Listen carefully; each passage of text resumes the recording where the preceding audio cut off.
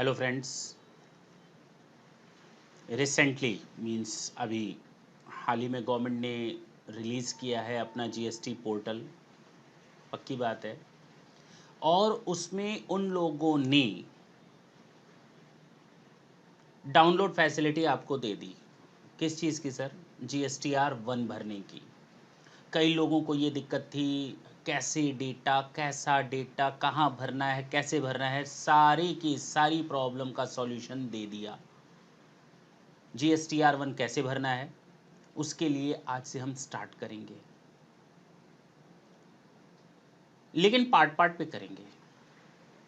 सबसे पहले आज हम लोग GSTR 1 में, पहले तो मैं आपको दिखा दूं आप लोगों को वो सिस्टम में डाउनलोड कैसे करना है। मींस जो एक सबसे बड़ी समस्या थी कि सर डेली डेली हम लोग इनवॉइस फीड करेंगे क्या? नहीं सर, डेली डेली हम लोग को रिकॉर्ड मेंटेन करना क्या पड़ेगा क्या ऑनलाइन? नहीं। जो सर हम लोग पहले अपना रिकॉर्ड मेंटेन करते थे क्या वो ठीक थे? हाँ। हाँ, according to new system we have to change a masters in different accounting softwares. अब तक हम लोग कुछ और अकाउंट्स के नाम रखते थे, अब अकाउंट्स के नाम कुछ चेंज हो जाएंगे। हाँ, वो भी हम लोग देखेंगे, बात करेंगे, डिस्कस करेंगे। लेकिन जो सबसे बड़ी प्रॉब्लम थी वो थी GSTR रिटर्न भरने की। तो सबसे पहले गवर्नमेंट ने आपको ऑफलाइन यूटिलिटी दे रखी है, अब आपके पास पोर्टल पे वो अवेलेबल है। आपने माइग्रेशन करवाया नहीं करवाया, आपका प्रोविजनल आईडी आया नहीं आया, आप सक्सेसफुली इनरोल्ड हो गए नहीं हो गए, कोई फ़र्क नहीं पड़ता। गवर्नमेंट ने सीधे सीधे आपको फैसिलिटी कहाँ दी है, आप स्क्रीन पर देखिए।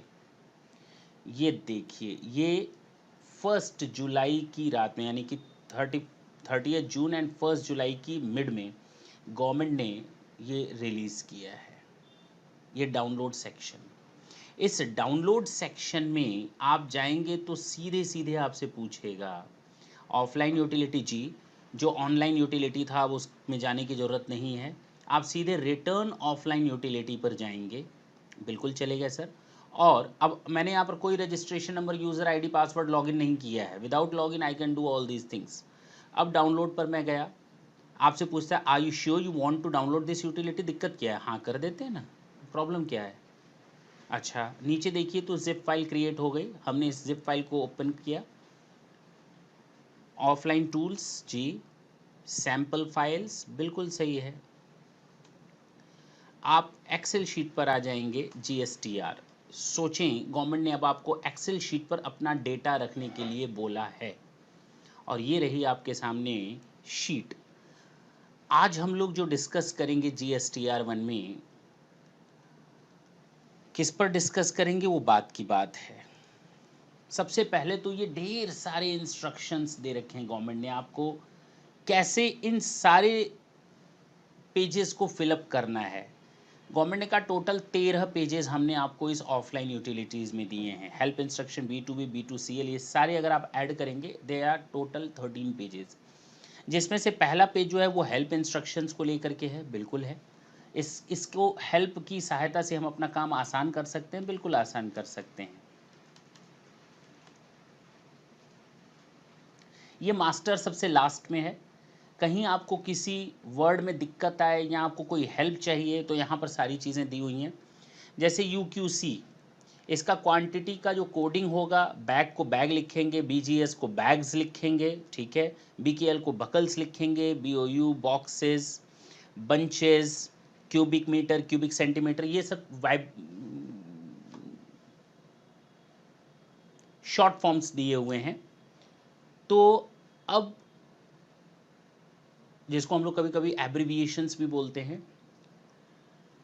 एक्सपोर्ट टाइप, जब हम लोग अंदर देखेंगे, जब हम लोग अभी स्टडी करेंगे तो वहाँ पर मिलेगा WPA, तो WPA का मतलब विदाउट पे, ये इसका मतलब है विदाउट पे, और इसका मतलब है विद पे।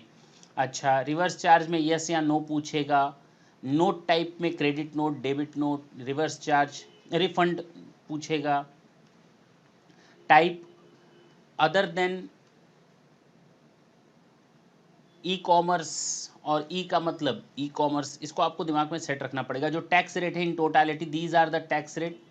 गवर्नमेंट कर रही थी हम लोग 3-4 टैक्स रेट लाए हैं, लेकिन देखें ना 4 नहीं है बल्कि 7 हैं। 0.25, 3, 5, 12, 18 एंड 18, 28%, दैट्स इट। ये आपको place of supply state code दिए हुए हैं, आपको इसी स्टेट कोड के हिसाब से अपना काम करना है।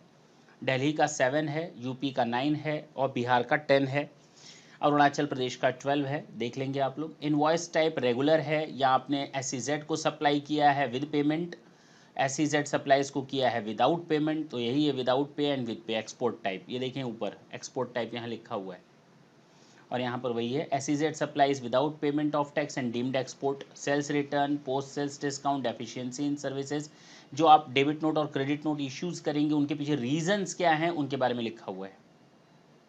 क्लियर? जी सर। तो आप इन मास्टर्स को एक बार जरूर देखेंगे।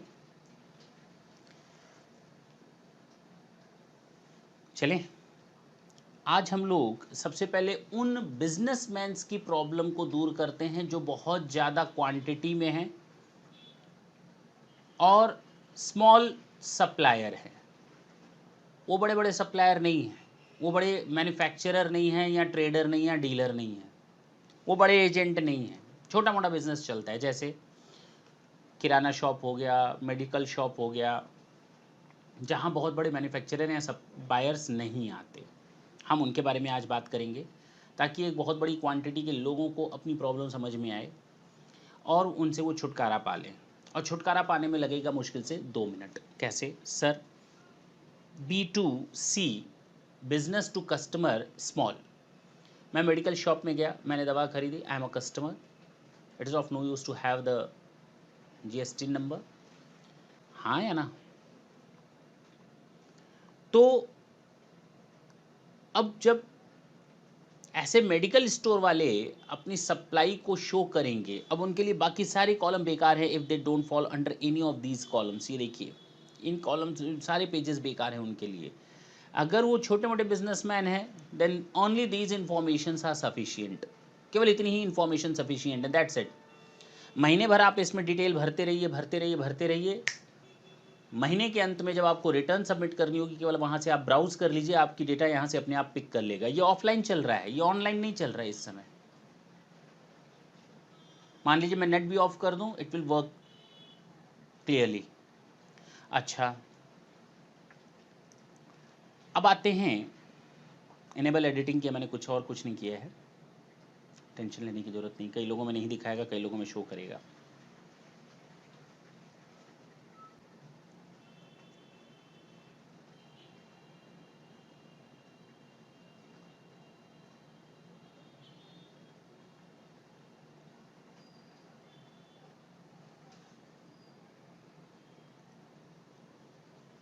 चलिए ओपन हो गया।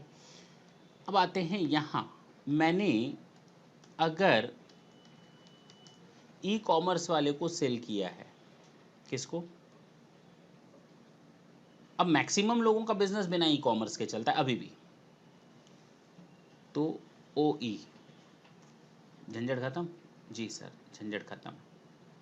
किस स्टेट में सेल किया है सर? अपने ही स्टेट में। मैं दिल्ली का हूँ और दिल्ली में ही सप्लाई करूँगा, तो मैं 7 नंबर पे चला जाऊँगा और दिल्ली को क्लिक कर दूँगा।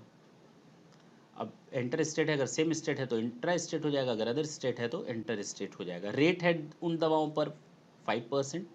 आपने जितने भी दिन भर में सेल की हैं आप नोट कर लीजिए यहाँ पे, बेसिकली कंसोलिडेटेड मंथली वाइज। मान लीजिए मैंने 10 लैक्स की सेल कर दी हैं 5% वाली दवाएं, that is enough, that is okay.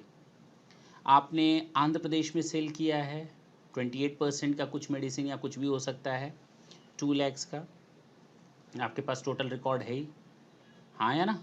Ji sir.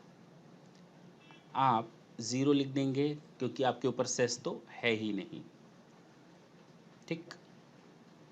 अच्छा जी, 12% का मैंने सामान बेचा है यूपी में, मान लेते हैं, तो 9999 ये रहा, इसको पिक कर लिया।